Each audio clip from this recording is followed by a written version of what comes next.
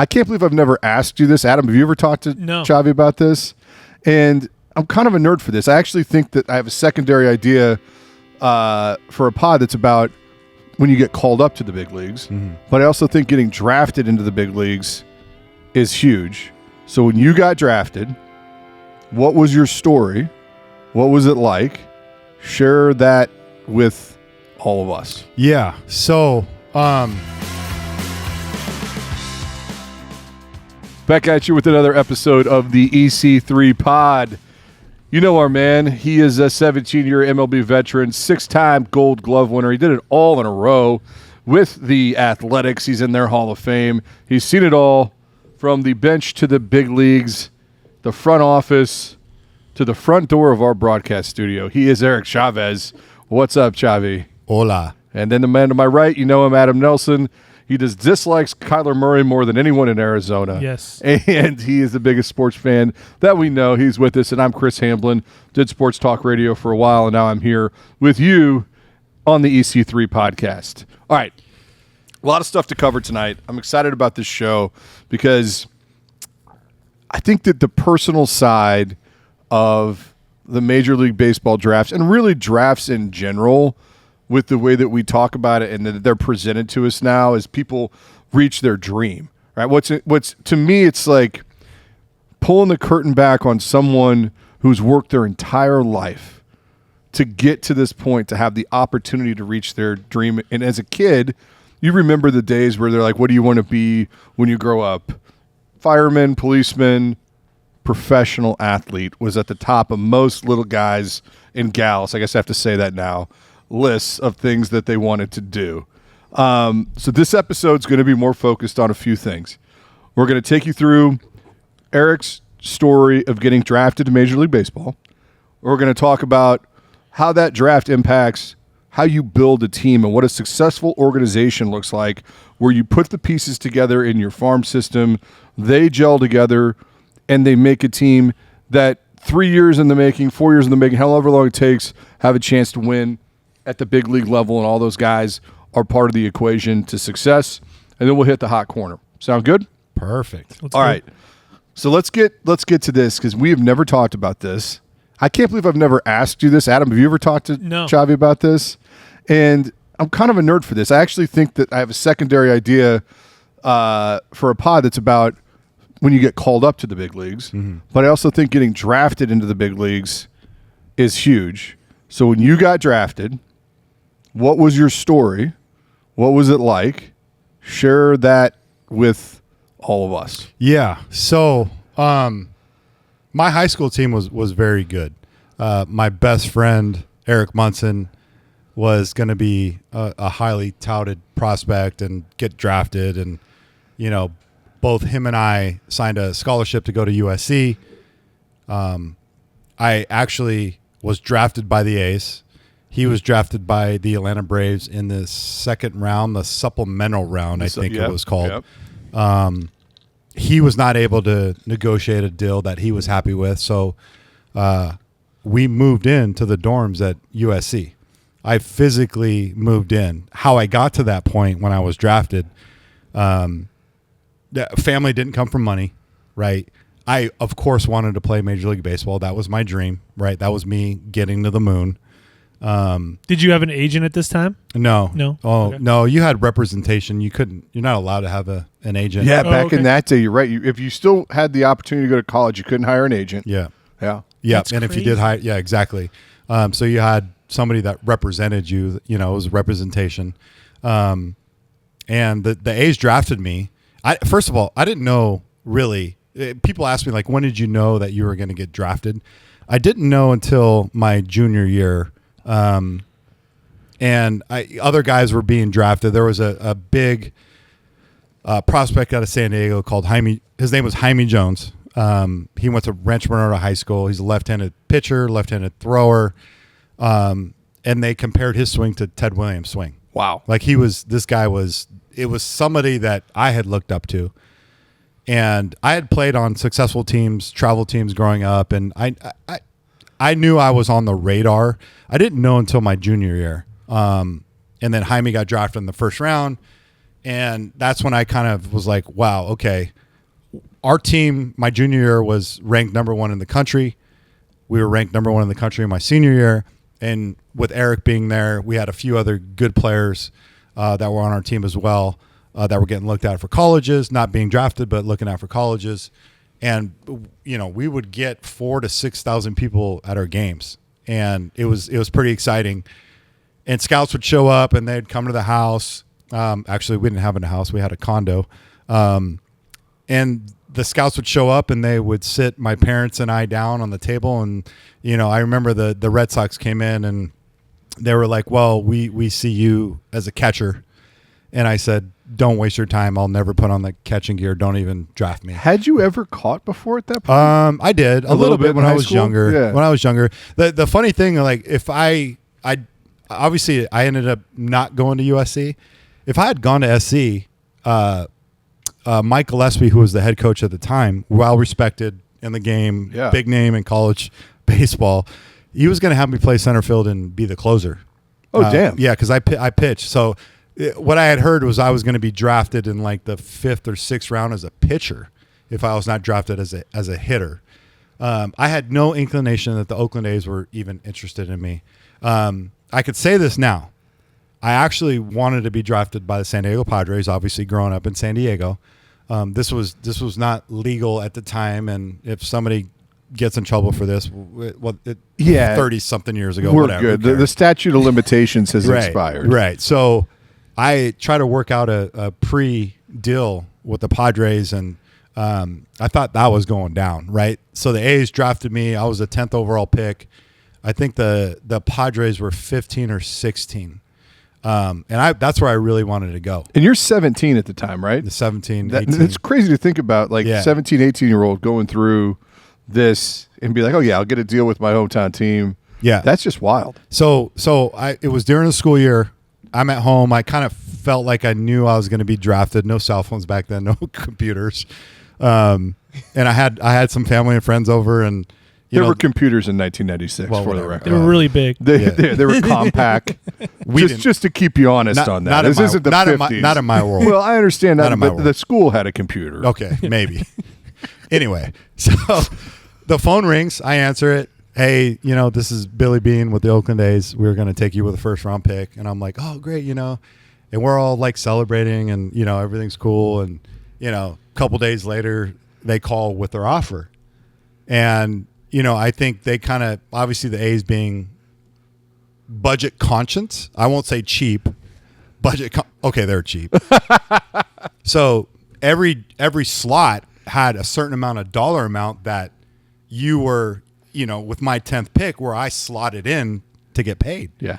They were below the Padres and the other team's offer. So my slot, I ended up signing for like 1.3, 1.2, somewhere in there.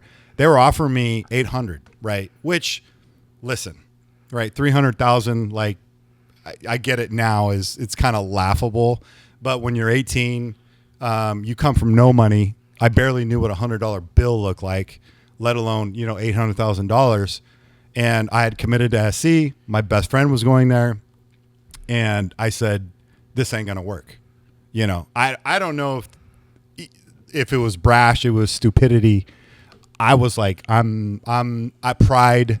I would have for sure been that way. I can go to school. But would you though? Like, looking back at it, I'm like, man, that was pretty stupid of you. And so I got super frustrated. Like, I was actually on the phone with Billy and negotiating the deal with him. And he was like, this is what we're going to offer you. And I said, that ain't going to work. And they said, well, that's our offer. And I said, okay. And so I handed all the conversations over to my parents. I said, I'm done. I'm not talking to them anymore. I'm going to USC. I'm going to move in with Munson. And this was actually not a ploy on my part at all. Like, if you kind of understand who I am, I'm a little stubborn. And once I get committed or once I feel fouled upon, I'm just going to go in another direction, right? For somebody who came from no money, probably not the best move, right? Like, it could have really helped our family out, and it could have put us in a position, and it all worked out in the end. So Eric and I, we moved into the dorms, and we had orientation the next day. And this was the last day of the signing period where you're actually allowed to sign. And then once you don't sign, you've got to do what you're going to do. And for me, that was going to go to USC. So we're in the dorms and, I'm walking around, whatever, getting used to the place. And some guy, it must have been 10:30 at night. I shit you not, 10:30 at night. And somebody's like, answered the phone, with the long cord, the curly, hey, is there an Eric Chavez here? And I can hear him down the hallway. And I'm like, yeah, I'm this is me. It's like, this phone call for you. So I go, I'm thinking, maybe my parents, for me, I'm gone. I'm done. Yeah, you're in college. You're I was over Oakland, and they thought I was playing. I was not playing. Like, I'm like, oh, my B choice is to go to USC and compete for national championships and go to the USC. Like, hang out with my best pal. That's my second option. Like, I'm good. We're gonna go win some national championships, whatever. And Billy calls at 10:30 and he says, whatever you do not step on the dorm tomorrow. Do not step on the school tomorrow. Schoolyards. We'll give you exactly what you want. I go, okay. So they went from 800 to 1 point. And listen, I wasn't. I've never been about the money. And even when we talked about my contract that I signed with the A's, I've never been about, maximizing my, financial potential. I just wanted what I was worth in that slot. And I fought for that, and like I said, I don't know if that was a good move or a dumb move. But it's just something that I felt for myself, like, whatever situation I was going in, it, like USC is not that's a great situation. Right. And he says, whatever you do, we'll give you what you want. I said, are you sure? He said, yeah. And so was Eric heartbroken? Yeah, for sure. And also, did you guys have a nickname? That was tough. That was a really, like, we had been best friends since we were 5. And, Atlanta, like, he was talked about going in the first round. He's a catcher, left-handed hitter with power. Like, he was definitely a profile for a first-round pick. And he had kind of slipped a little bit. And, he couldn't come up with a deal. And to his credit, too, like, he could have signed a deal that, he had a little bit more money than my family did. But he stuck to his guns. And he says, no, I'm worth more than that, right? And it actually worked out for him. 3 years later, the Tigers drafted him. He signed for $7 million out of the draft, right? Wow. So it completely worked out for him. But that, as an 18-year-old kid, that's a really hard, mature decision you got to make. Like, this is life-changing. Like, he had money, but not that type of money, right? It to put in your pocket. And it kind of severed us a little bit. Like, we went through a little tough stretch where, he was going to SC. Now I'm getting drafted and we're going separate ways. Well, we had been known as Eric and Eric for a really, really long. Did you guys have a cool nickname? Eric and Eric. Like, it was never Eric, right? Which I enjoyed, right? Because I wanted somebody always with me, right? I never ever wanted to be center of attention. And so he created this kind of like safety net for me where it was him and I together. And that was really tough for us. Like, we went through kind of a tough stretch and whatever, like, we grew up and, now we're still freaking best friends. Like, you can't do anything to separate us. But, so I go home and, it was pretty stressful for my family. And my mom was, she had been pretty upset because she had, I didn't know this at the time, but her and my dad were having conversations with Billy, and it got pretty heated. And my mom was like, you're insulting us. They offered me, like I said, $800,000. It was $250,000 below my slot, right? That's an insult. Yeah. We know your family doesn't have any money. We know what you guys do. We know where you live. We've been in your house or condo, right? We see how you guys live, what you drive or what you don't drive. You guys need the money. And my mom was like, no, he's not going to do that. And so Billy, when we had agreed to do the deal, he sent my mom a huge bouquet of red roses. And my mom was like so ecstatic. Like, it went from this, like, this guy's insulting us to he called my mom and apologized. And he said, it's not personal. It's just business. But I just remember, like, my mom being so, like, emotional about it. Like, I'm getting emotional about it. She was just so happy that it all kind of worked out. Yeah. Like, she wanted me to go to college. She wanted me to graduate. I think every mom kind of, wanted that for their son. But it all worked out. And it was like, holy cow. Like, it was such a whirlwind for me. But I think more for my parents. Like, I think my parents knew I was so close to achieving my dream.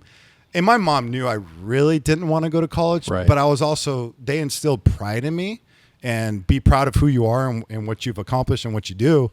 And I wasn't going to settle for anything less than I was worth. What an awesome story. Yeah. That is a great story. I can't even imagine, right? So you're at USC, the deal gets done, you go home, flowers. Is it just like, all right, it's like you're going off to the military. They're like, all right, you're gone the next day. It like, happened fast. Straight to the ballpark. Where did they send you? Yeah, it happened fast. So they faxed their, whatever, the contract, whatever. And they sent me to instructionally in Arizona. And I remember I'm driving out to Arizona. It's a 6-hour drive from San Diego, 5.5. And I remember crying. Like, I'd never been like really like I was at SC, but I was with Eric. Yeah. Yeah, Like, your whole support group is gone. Gone. Now you're just like, I am. I'm leaving my family. Now I'm driving into a situation like I'm 18. I don't really know what the hell I'm getting into. Like, I had no idea.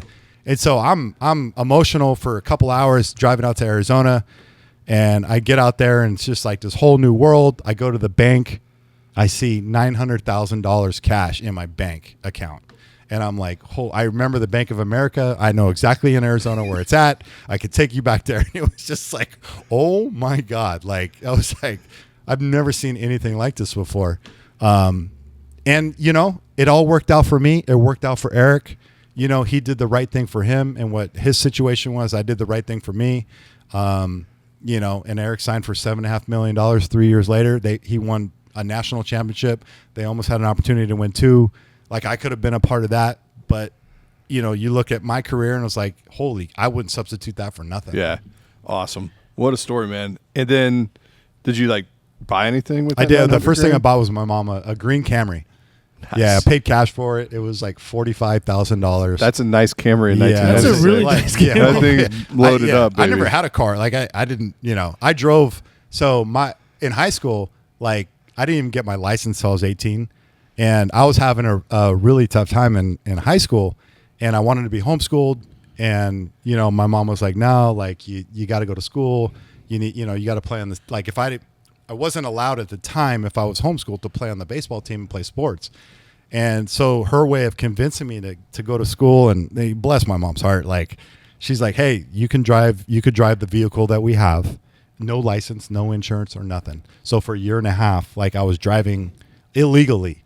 But my mom felt like that was something that needed to get me over the hump to, to participate in high school and all this stuff. And, thank God, like, nothing ever happened. But, that for me, it's like, to this day, like, I know my parents were all in on what I did. We had no money. I traveled. I did all the sports events, and, my parents never missed a tournament. They supported everything. And so I knew they were all in on me. And so to this day, like, I'm still all in on them. Did your siblings at least go to college and make your mom proud? They did. They did. Yeah, they either went to junior. What a jab, dude. Jesus. Just coming right out at him. Yeah, like, well, she was like, my mom was like, you're still going to go back to school and get your degree, right? I'm like, I don't know. That ain't going to work. How much does one of those cost? I'll just give you the money, and then I can have one of those. Exactly. We need you to do like an honorary commencement speech at USC now. That's what we need to get you to do. Oh, boy. I hate talking in front of people. I can talk in front of you guys because we're not real people.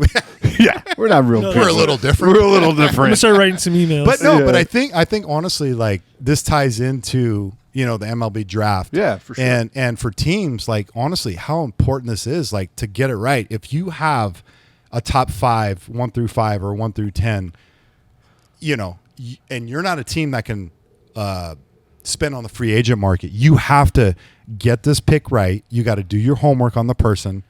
You got to develop. You have to have the right people. Like the A's, like, to me, like, the A's had, and when you're going through it, you don't realize it, right? You meet people along the way and you're like, this guy's kind of an asshole. This guy's rough, whatever.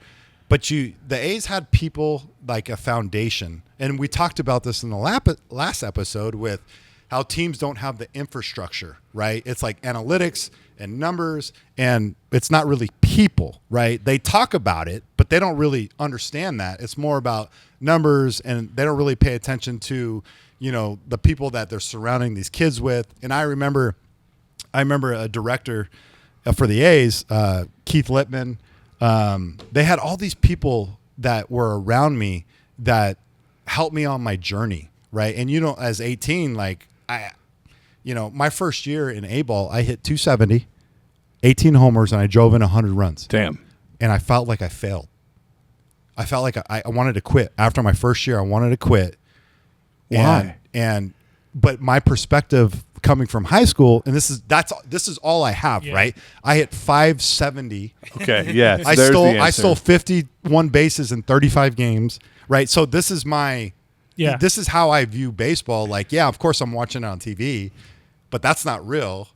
You know what I mean? Yeah. And so when I hit 270 my first year in A-ball, and all my buddies they're going to the bars. I'm 18. They're 21, 24, kids, family. And I'm like, holy, like this, like, so there's something to be said about knowing, like, I made it through, and I knew I played with players that didn't make it through, that were drafted high. Like, you grew up from San Diego. It's a different lifestyle, right? So when things get kind of hard, we're used to the beach life. Like, San Diego's a great place to grow up. There's other things in sports. It's a great place to live. And some of those guys, they didn't make it through, and they were high draft picks. Well, and that's what I was. Sorry to interrupt you, but I was going to say that's why Billy Beane was probably like, I can't afford to make, you know what I mean? Like, he obviously made a great deal with you, but there's so many times where he offered the amount of money and then they didn't make it. You know what I mean? Like, they sucked and they couldn't make it to the big leagues. I think the A's, like, you're never going to be 100%. Yeah. Right. But I think where they were really good is kind of understanding the people, and they had a vision for what they wanted, right? Because everybody talks about the big three, Hudson, Mulder, Zito. It was Tejada, myself. And I firmly remember this. Like, when I signed and they sent me to Arizona, they're like, we need you to play third. And I'm like, but I'm a shortstop, even though if I went to college, I was going to be a center fielder, right?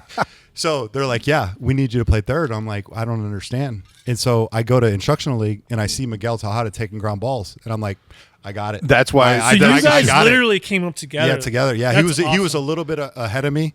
He made it to the big leagues a year before me, but obviously he was a little bit older than what he said he was. No way. Yeah, but that's shocking. That's documented. That's not me. Whatever. But I just remember going, okay, that's what a real shortstop looks like. But they had a vision. They didn't play with me. It's not like, oh, we want to try you at catcher. They're like, nope, you're gonna play third base. This is your spot. And then when you're ready, you're gonna let us know, and we're gonna bring you up to the big leagues. So it sounds to me like if you're looking at fundamentals or just foundation of how an organization and a scouting level would work, is that identifying the talent obviously is there. And I want to try to talk a little bit about the identification, not just what's on the field, but you kind of brought it up as to character of the person. What do we?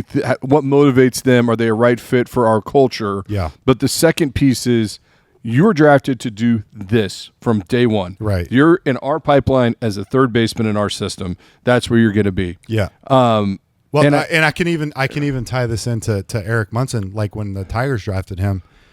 So he was a catcher, right? And they were like, well, let's try you at third.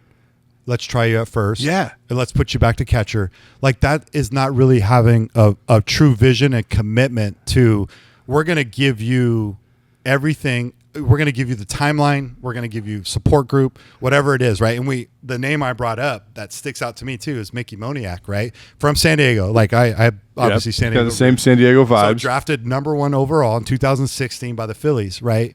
And that was 10 years ago.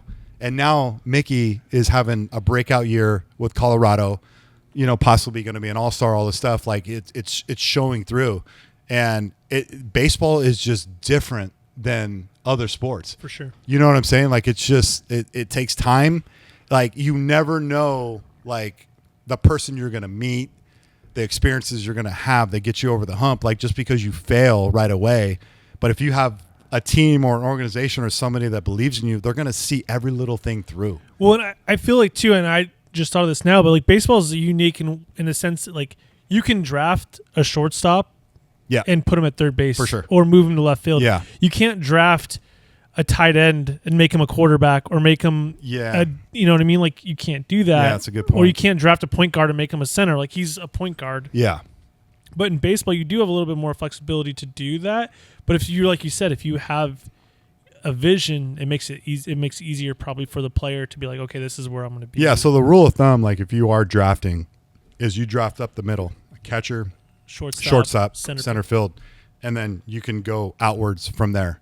Like if you're a guy who's a first baseman or, or left fielder, or you're mashing, like you are, like you're not moving. Like not everybody is. It's very clear cut what you do, but if you fail at center and it doesn't work out there, like you don't get good jumps, whatever it is, strong on the farm, whatever it is, we'll move you to the corner. Right.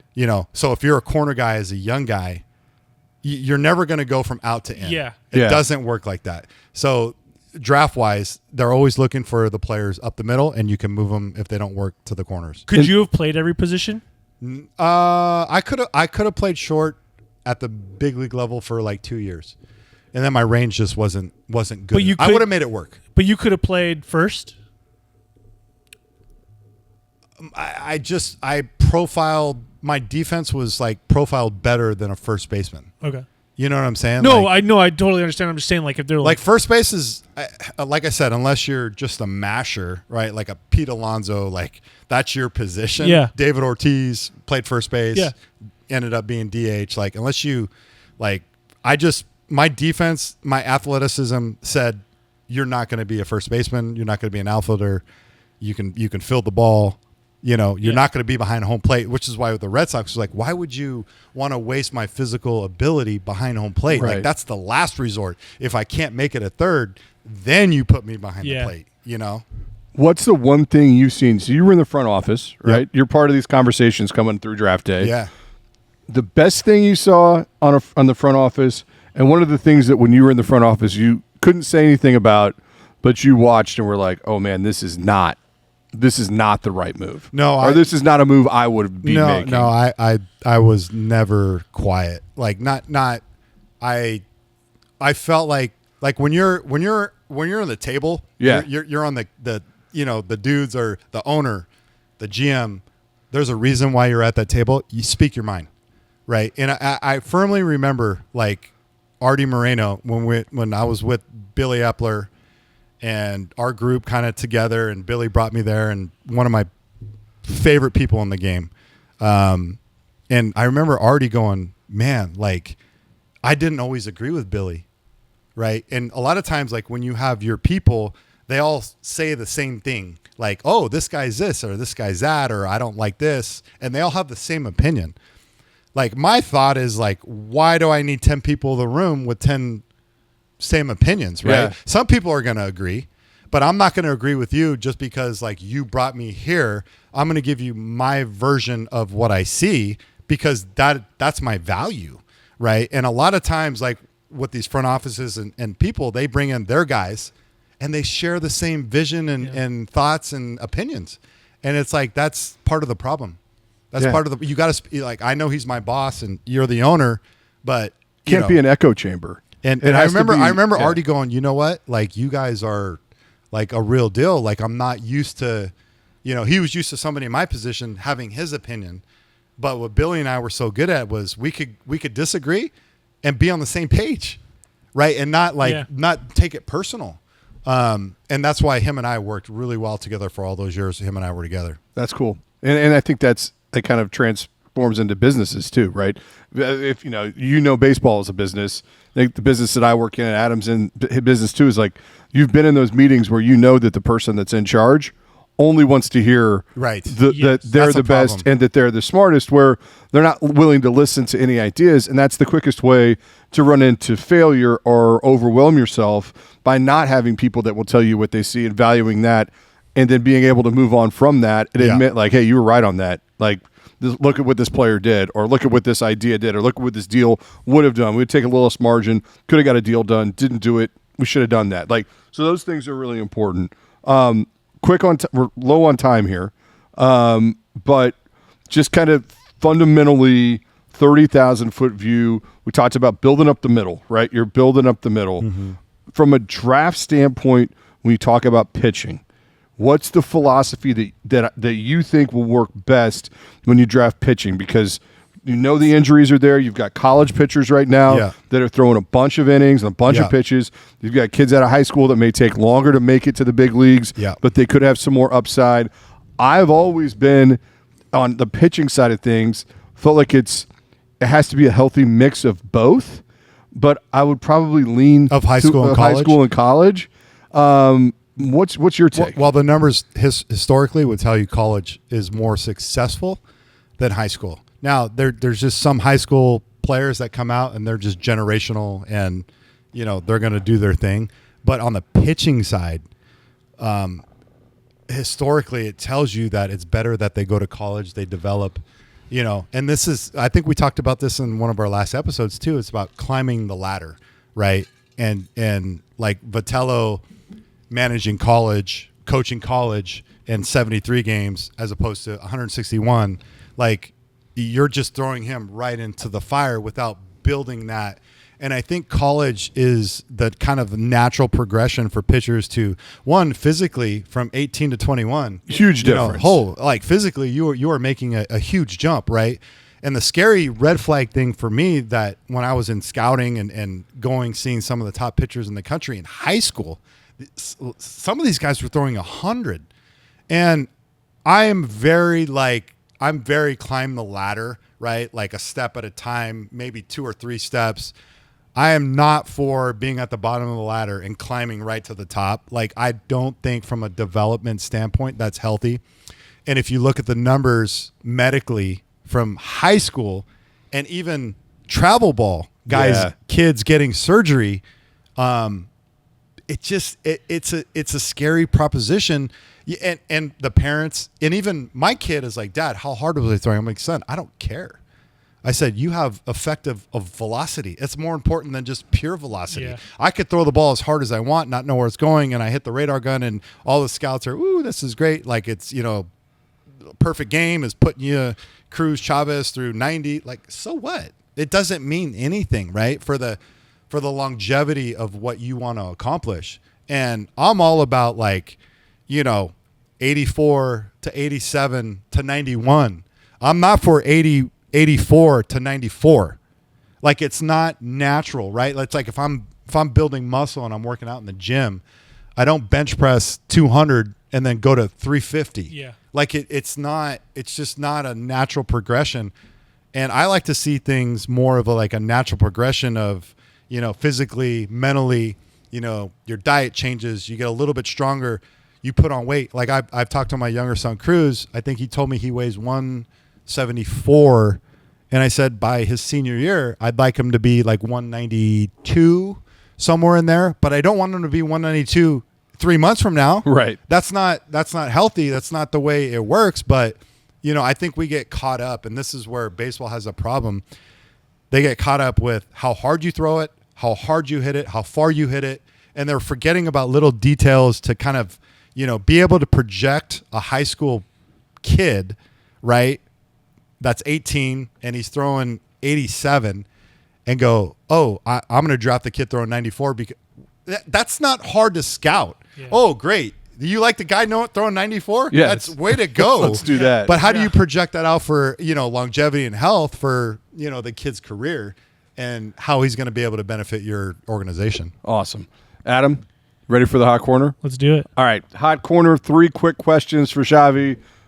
Can be about life, can be about baseball, sports, whatever. The first one, what did you take more pleasure in while you were playing? Making a crazy diving stop playing third base? Yep. Or was it hitting a home run? No doubt it was the defensive part of it. The defense part. So when I was first kind of drafted, it's kind of funny. Like Baseball America, I think, came out with a magazine, and I was on the cover of it, and they said, all hit, no glove. About you? About me. What? Yeah. And so I took that so personal. And the A's did a good job of this, of ingraining the defensive part of the game. And I remember a game in Oakland and a pitcher, TJ Matthews. I firmly remember this. A ball's hit to me, and it goes right through my legs. right? And TJ Matthews, like if you ever Google him, he's very fiery, great guy. Loved him, and he kind of was a red ass, and he looked at me, and I was like a little rattled, right? Very next pitch, a ball hit to me right through my legs, and he is like steaming, right? And he goes, "Get your fucking head out of your ass." And the way that he looked at me, I swear to God, I thought I was looking at Satan himself. But when I reflected on that, I go, man, my defense is affecting his lifestyle. He's pitching for his life, his career, like his money, and I'm affecting. And that was like the first time I realized like how it was very important to me. The details of baseball are very important to me. Yeah. But then I realized like, oh my God, my defense affects everybody else's lifestyle, and especially that dude on the mound. You better get your shit together. And I was, from that moment on, that was my inspiration to make every single play that I could. Damn, that's awesome. Yeah. All right, hot corner question number 2. Who was the player that you played with in your career? We talked about signing bonus and like you bought your mom a car. Who was the one guy that you played with that you looked at how he spent money and you were like, oh my God, this dude's a maniac? Anybody come to mind? No, it wasn't. No, we talked about this. So I remember a player that was drafted, and I hope he doesn't get mad at me, but we talked about, remember how, I forget the football player you said, like cash his check. Yeah, it was Derek Thomas. Thomas. Well, Roberto Vaz was a friend of mine, a left-handed hitter, and he signed for whatever he signed for, and he was the guy who went and cashed his check and had all cash in his backpack and brought it to the field and showed it to me, and I was like, dude you're nuts. What? Go put that in the bank, dude. Well, you not trust banks? That kind of blew me away a little bit, yeah. So nobody was just like, you go to their house for dinner or you hang out and like the guy always had a new Bentley, or there wasn't anybody that was just like, damn, you have 7 cars? No, like, I don't remember. It was kind of a slow, like, in Oakland, like we were young, like there wasn't anybody. I thought maybe in New York there'd be some stuff that you saw that you were like, whoa. But that was kind of towards the end of my career, so nothing fazed me.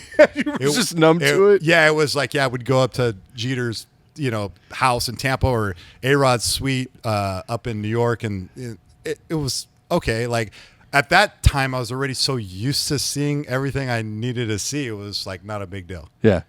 World Cup's going on this month. When you grew up, were you pro soccer or anti-soccer? Well, soccer, I think. Or football. Football.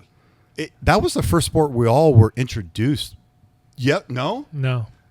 What was your? I've never played it one time. So the first competitive sport, and first competitive sport you could play as a kid when you're like 3, roll the ball out, let the kids go, play bunch ball, play soccer. Soccer. That's what so that was it. It was, but then after that you realized this stuff's terrible. I'd rather go play a real sport because I'm an athlete. No, I would never say that. I would. Come on, I will. I would never say that. Like, you got to respect all professional sports. It takes a level of discipline and commitment that no. But soccer, just the running. I was not a long distance type of anything. Like I played water polo when I was in high school. I couldn't swim. That's such a San Diego thing to say. Yeah, I couldn't swim. You wore the hat and everything. Swim for long distances. Shaved all your body. Yes, shaved your body hair. Of course, yeah. I couldn't swim for long distances, but I was fast as heck for short bursts. And it was kind of like that, like in basketball, and soccer was just, for me, I just wanted to play goalie. Like it was too much running for me. So I think soccer, how do I say this? I'll just say how I feel. Soccer's for nerds that aren't good at other sports, right? In the United States, if you're in Argentina or España, like that's all you know. They don't have other sports. They don't have baseball, basketball, or football. But in the United States, if you're into conditioning and you're the runt on your team because you're 5'1", 120, you're probably going to play soccer because you're not good. You're not tall enough to play baseball, too small to play football. You're probably really fast, right? That's cute. I appreciate that. But not fast enough for the track team. Yeah. You can't run under the hurdle. But I feel like you're talking about pickleball. Like that's where everybody's at. Don't play if you're not talented or you're just too old, go play pickleball. Pickleball's an injury waiting to happen. Are you comparing soccer to pickleball? I'm just saying soccer people are nerds. Soccer is a nerd sport. It's become more popularized with the hipster culture, and the younger kids like it, and the MLS has been good. I just think it's funny. I wanted to get your take on it because from the outside, if we had our best athletes in the United States do not play soccer, it's not because, and not all of them could play soccer. Yeah. But there are groups of guys, like if you look at who's a good example of this? Who's the short dude for the Astros? Why can't I think of his name? Altuve. Probably great soccer player. Would be amazing. He's short. He's fast. Kyler Murray. Probably be a hell of a soccer player. LeBron James, they use the wrong analogies. I don't know why I'm on a tangent. These are wrong analogies. Like, our best athletes would still play football, but if they had to play soccer and that's all they had, we would just absolutely murder people. You probably don't know anybody that played professional soccer or played for Team USA. Gino Schiraldi is the one guy. Okay, so you do know. He played for the Kansas City Comets at the indoor soccer But you league. didn't go to high school with him. Matt Beasler went to my high school, and he played on the World Cup team. But he didn't play any other sports. He just played soccer. Yeah. Because he wasn't any good at the other sports. I couldn't even name you, friends or not friends, a soccer player that's not Messi. Wait, so how do you guys feel about water polo as a sport? Never even thought about it. I actually think it's extremely You're difficult. like, that's so San Diego. Well, no, because nobody in Arizona plays water polo. Is it co-ed? No. Yeah, in high school But dude, it was. what your legs are doing under the water it's insane. is so impressive. It's so athletic, so cool. Yeah. I just think that's a very California. No, so I went to high school. Steve Sherendolo, it was a soccer stud, played on Team USA, whatever. Like, I don't know. It's like everybody that went to my high school that, I had a buddy. Was Blaine, it Mount? Can we Blaine give the, Felony can we was give a the high was a school pilot. shout out? Was a pilot in the Air Force, like a major badass dude. Like you have. Like people that you know personally that you kind of see kind of grow up and do something special, like you have an admiration for it. And, I understand what you're saying. I'm not trying to debate that on you. It's amazing you're taking the athlete side on this again. Well, it sounds like you went to a really cool high school. Yeah, seriously, man. Is it Mount Carmel? Is that right? Mount Carmel, yeah. Carmel, sorry. Yeah, had a couple, NFL guys, couple buddies. So, the coolest thing from my high school is, the lead singer of Linkin Park went there for a year. Yeah, that's awesome. That's it, though. Yeah. I don't have... Do you have any... Linkin Park's from San Diego, right? I know they're all from all over. I have no idea. I just know that, that was a rumor. What's your favorite Linkin Park song? Probably In the End. Yeah, that's what this is. It's the end of the episode. I love it! Look at me go. That's why you're the pro. Chapo, thank you so much for sharing your story of getting drafted to Major League Baseball. It was an awesome story. Fun. I appreciate it. We would appreciate it if you guys like and subscribe us here on YouTube. And you can find us on all of your favorite podcast platforms, including Apple. Until next time, this is the EC3 Pod. I don't know why. It doesn't even matter how hard you try. Keep that in mind.